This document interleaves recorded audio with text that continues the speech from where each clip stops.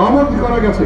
আমি বলি আবার বিদ্রোহ করবার মতো মানুষ ভেতরে আছে, থাকতে তো পারে।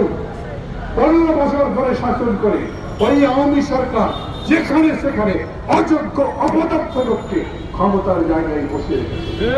সেটা ক্যান্টনমেন্টে বলেন, বিজিবিতে বলেন, পুলিশে বলেন, বিশ্ববিদ্যালয়ের ভিসি, অন্যান্য জায়গায় বলেন, পাবলিক সার্ভিস কমিশন বলেন, সচিবালয় বলেন, সমস্ত জায়গায় আওয়ামী তস্কর দুষ্কৃতকারীরা যোগ্যতা না থাকা সত্ত্বেও সেই জায়গায় প্রতিষ্ঠিত হয়েছে।